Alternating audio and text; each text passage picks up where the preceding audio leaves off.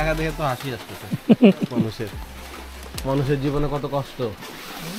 সবার এত কষ্ট কোত্থেকে আসে জানি না, বাট এরকম পরিবেশে কষ্ট আসা উচিত না।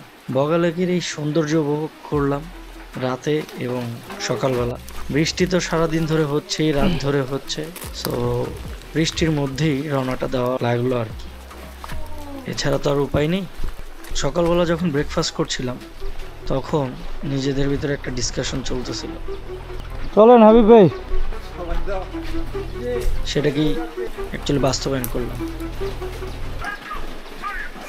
হ্যাঁ, কেওক্রাডাঙের দিকেই যাচ্ছি, বাট এই টাইমটাতে কেওক্রাডাং বন্ধ। এটা আমরা আর্মির কাছ থেকে স্পেশালি পারমিশন নিয়ে, উপরে একটা চেকপোস্ট আছে সেই পর্যন্ত পারমিশন নিয়ে এসেছি যাওয়ার জন্য।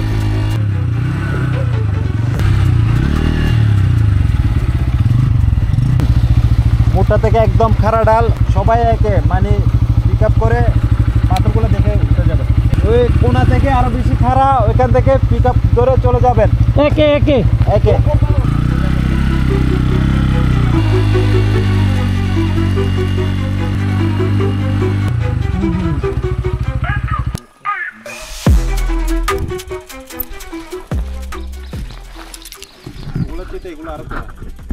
তাই ওদের উঠতে কষ্ট হয়ে যাবে। হ্যাঁ,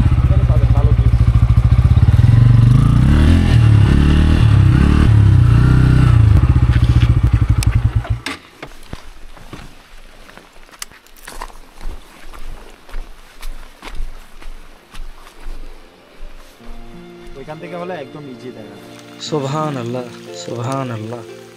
উপর থেকে এরকম মেঘলা দিনে, এরকম বৃষ্টিতে, এরকম মেঘাচ্ছন্ন অবস্থায় বগালে কয়জন এইভাবে দেখতে পেরেছে আমি জানি না। আমি সৌভাগ্যবান, সাথে আল্লাহর কাছে কৃতজ্ঞতা জানাই।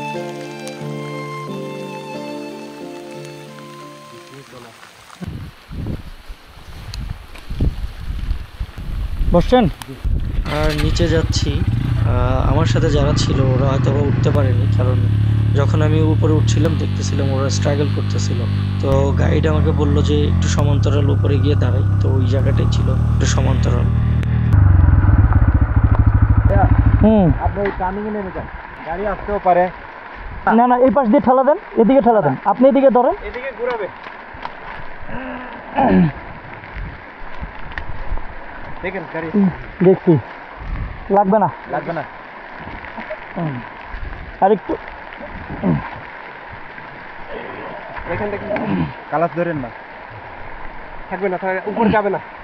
আচ্ছা থাকুক। কারণ এখানে কি করতে হবে? গেলে না নিম ব্যাটটা উঠাতে হবে। এটা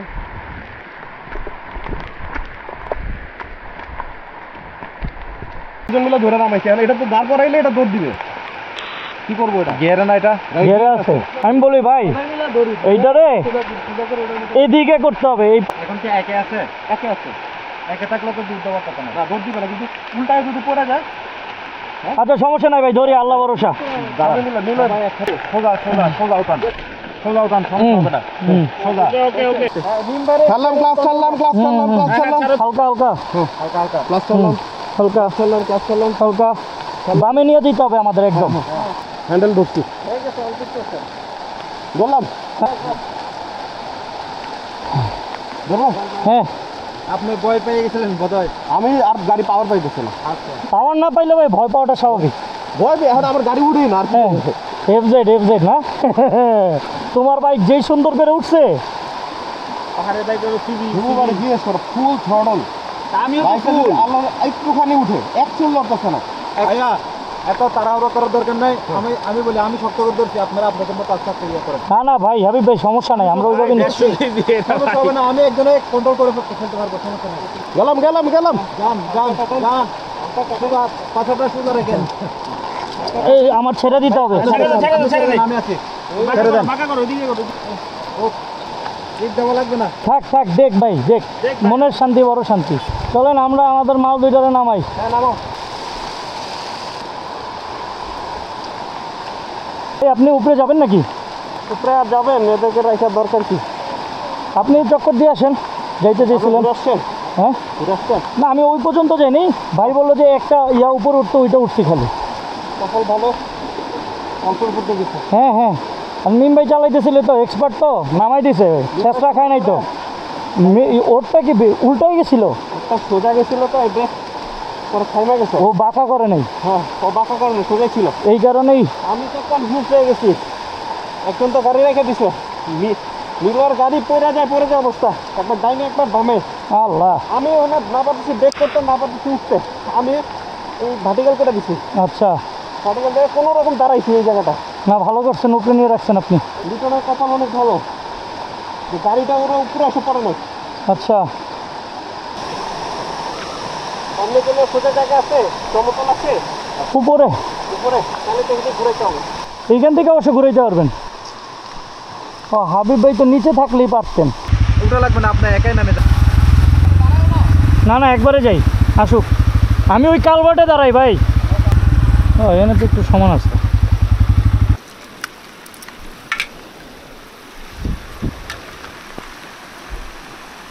হ্যাঁ সেটা আমরা তো ভাইরাল হয়ে যাবো।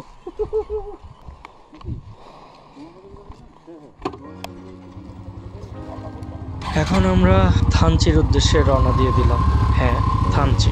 So enjoy the ride.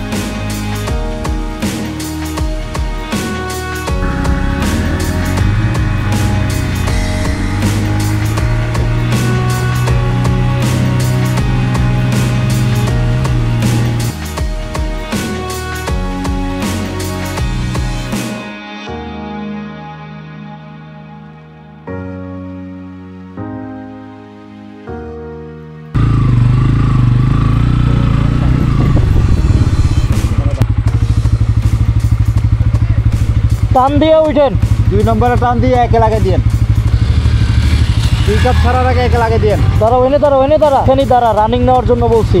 এখান থেকে টান দিবি একে। হ্যাঁ হ্যাঁ, এখান থেকে খারাপ টান দিয়ে জোরে।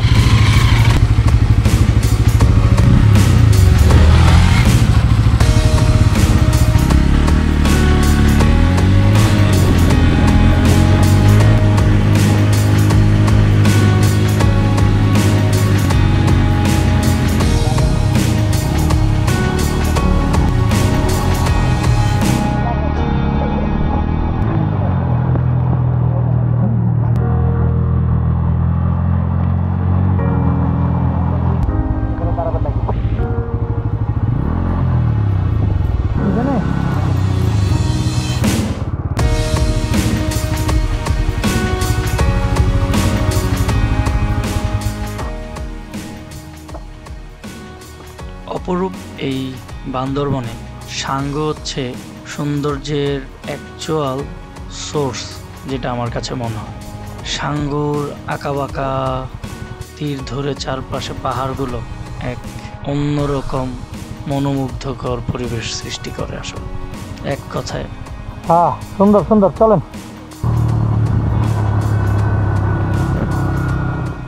সারাদিন বৃষ্টিতে রাইডের পর রুমা বাজারে এসে লাঞ্চ উইথ নেহারি, তাও আবার পরোটা। পরোটা খেতে খুব একটা ভালো লাগেনি, বাট নেহারিটা ভালোই ছিল, খারাপ না।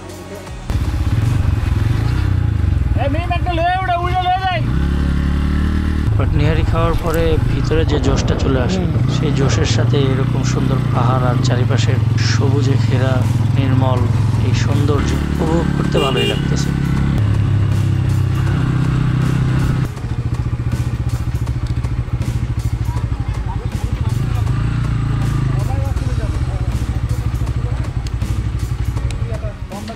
শরীরে জোশটা থাকতে থাকতেই রুমা চেকপোস্ট চলে আসলো। আর রুমা চেকপোস্টে সকল ধরনের কার্যক্রম শেষ করে আমরা ওয়াই জংশনের উদ্দেশ্যে রওনা হলো।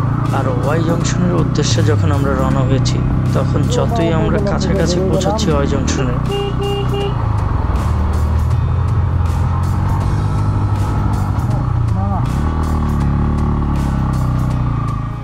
ততই যেন মেঘের দেখা পাচ্ছি।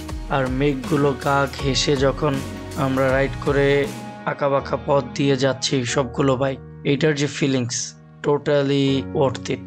খুবই ভালো লাগতেছিল। আর পুরো চারপাশে বৃষ্টির রিমঝিম শব্দ, খুবই অসাধারণ একটা ফিলিংস ছিল।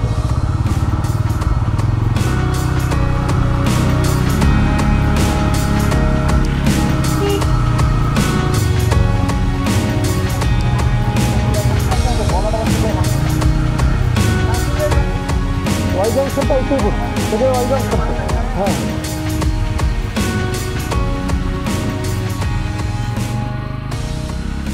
ওয়াই জংশন থেকে থানচি যাওয়ার পথে যতগুলো ভিউ পয়েন্ট আমরা পেয়েছি, কোনোটাতেই অ্যাকচুয়ালি আমরা দাঁড়িয়ে ভিউ দেখার মতো পরিস্থিতি পাই।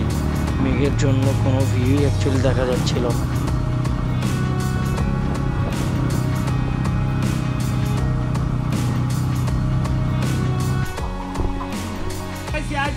থানচি যাওয়ার পথে হঠাৎ একটা ছোট ভিউ পয়েন্ট, যেটার অ্যাকচুয়ালি নাম এখানে তেমন ভাবে নেই, এখান থেকে আমরা একটা ভিউ দেখার সুযোগ পেয়ে যাই। এবং ঠিক তার একটু পরেই টাইটানিক ভিউ পয়েন্ট, সেটাতেও অ্যাকচুয়ালি আমরা ভিউ পেয়ে যাই আল্লাহর রহমতে। সো এই দুইটা পয়েন্টে দাঁড়িয়ে অ্যাকচুয়ালি আমরা কিছুটা ভিউ এনজয় করতে পারি খুবই স্বল্প সময়ের জন্য। আর আমরা কনসার্ন ছিলাম হচ্ছে 5টার আগে আমাদের থানচিতে ঢুকতে হবে। আমরা রুমা বাজারে শুনে এসেছি যে 5টার আগে যদি আমরা চেকপোস্ট ক্রস না করি তাহলে আমরা থানচি যেতে পারবো না, যেটা অ্যাকচুয়ালি নীলগিরিতে লাস্ট চেকপোস্ট।